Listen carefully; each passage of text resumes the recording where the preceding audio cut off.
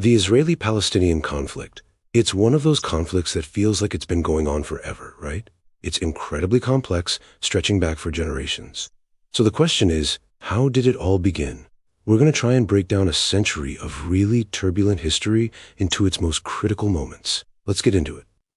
So yeah, that's the big question, isn't it? How did we get here? How did two groups of people come to lay claim to the very same small piece of land, sparking a cycle of violence that's still going on today? We're going to go back and trace the modern roots of this struggle, looking at the key decisions and the pivotal events that really set the stage for everything that followed. All right, so to really get this, we have to rewind the clock, way back to the late 19th century. The land we now know as Israel and Palestine, well, it was all part of the huge but fading Ottoman Empire. And it's right here, as this massive empire is starting to crumble, that two completely different national movements start bubbling up, both with their eyes on the very same prize. So on one hand, you've got Zionism. What is that? Well, it's a political movement with a really clear goal: create a national home for the Jewish people in their ancestral land, the land of Zion. For Jewish people facing terrible persecution in Europe, this was about coming home. And then on the other side, you've got this rising tide of Arab nationalism. They're looking around, seeing other nations win their independence, and they're thinking, we want that too. They want to shake off foreign rule and create their own independent Arab states. Two powerful dreams heading for a direct collision. Okay, now fast forward to the end of World War I. This is a moment that just blows up the old map of the Middle East. The Ottoman Empire is gone, and in walks a new major player: Great Britain. The decisions they made during this time, under what they called the British Mandate for Palestine, would literally sow the seeds for the conflict that was to come. And if you look at this timeline, you can see just how messy this got really fast. Britain was, well, it was kind of making promises to everyone. In 1916, they're secretly carving up the region with France. But then they're also encouraging an Arab revolt against the Ottomans, hinting at future independence. And at the exact same time, in 1917, they issue the Balfour Declaration, making a huge promise to the Zionists.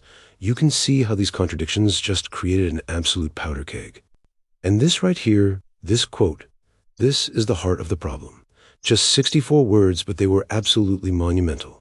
It's the first time a major world power gets behind the Zionist goal.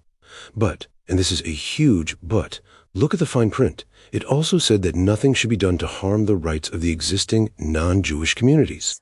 The big issue? They never actually asked the people already living there, the Palestinian Arabs, what they thought about this declaration that would turn their world upside down. So, with all this tension, what do you think happened next?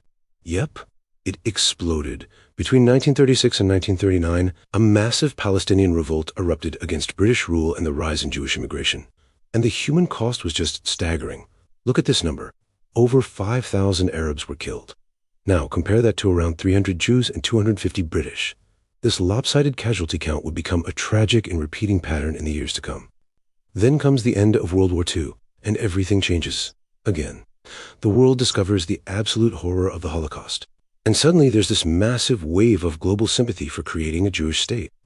The British, they're completely overwhelmed by the violence they helped create. So they basically wash their hands of the whole mess and toss the problem to the brand new United Nations. So the UN comes up with a plan, the 1947 Partition Plan. The idea was to slice up the land into two states, one for Jews, one for Arabs. But if you look at the map they drew, it was a mess. A total geographic patchwork of disconnected territories. Jewish leaders accepted it. For them, it was a historic moment. But Arab leaders and the wider Arab world, they rejected it completely, seeing it as a colonial power giving away their land without their consent. The stage was set for war. The moment the British leave in May 1948, Israel declares its independence. And bam, the very next day, neighboring Arab armies invade. The war that followed created two completely different stories that are still told today. For Israelis, it was their victorious war of independence, securing their new state. But for Palestinians, it was the Nakba, which means the catastrophe. We're talking about over 700,000 people who were displaced from their homes, becoming refugees. This isn't just a historical event. It is the foundational trauma of Palestinian identity. So the 1948 war creates the State of Israel. But it is far from the end of the story. The conflict just simmers. For the next couple of decades, tensions are building, and it's all leading up to another, even more transformative war, one that would completely redraw the map and define the conflict as we know it today. And that war came in 1967, the Six-Day War. In less than a week, Israel won a shocking and decisive victory. They captured the West Bank and East Jerusalem from Jordan, the Gaza Strip and the Sinai Peninsula from Egypt, and the Golan Heights from Syria. And just like that, over 1 million more Palestinians found themselves living under Israeli military rule. This is the moment the occupation really begins. So, with all these Palestinians now under occupation or living as refugees, who's speaking for them? Well, that role fell to the Palestine Liberation Organization, the PLO. It was founded before the '67 war, but its influence just exploded afterward.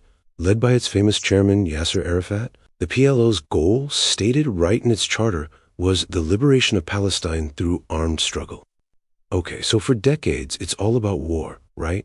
Armed struggle. But then, in the late 1980s, something starts to shift. We start to see the first real, messy, complicated attempts at making peace. And this period is fascinating because you have these incredible breakthroughs, but at the same time, you have powerful groups doing everything they can to tear it all down. So what kicked off the peace talks? It's kind of ironic, but it was a massive uprising, the First Intifada. This Palestinian revolt changed how the world saw the conflict. It led to these super-secret back-channel talks, which gave us the 1993 Oslo Accords. This was huge. You have Israel and the PLO formally recognizing each other for the first time ever. The plan was to create a Palestinian authority for limited self-rule as a first step toward, hopefully, a two-state solution. But of course, not everyone was on board with peace. A new group had emerged during that same uprising, Hamas, and they had a totally different vision. Their charter called for an Islamic state in all of historic Palestine, and in their words, the obliteration of Israel. So for them, the Oslo Accords weren't a compromise, they were betrayal, and they set out to destroy the peace process, using devastating suicide bombings against Israeli civilians. And in the end, the hopes of Oslo just fell apart. A final peace summit failed. A controversial visit by an Israeli politician to the Al-Aqsa Mosque compound lit a match, and boom, the Second Intifada explodes.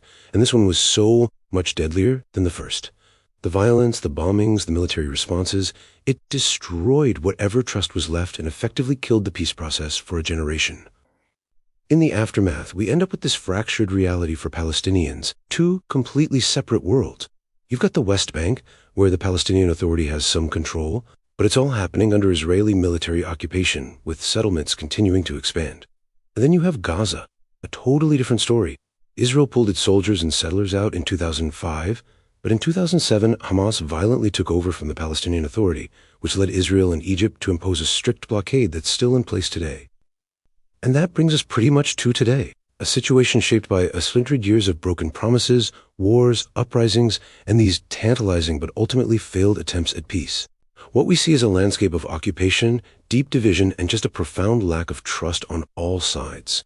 And really, the main takeaway here is that you can't understand the present without knowing this history, all of it. Which leaves us with the biggest question of all. After a century of this, what on earth would it even take to achieve peace?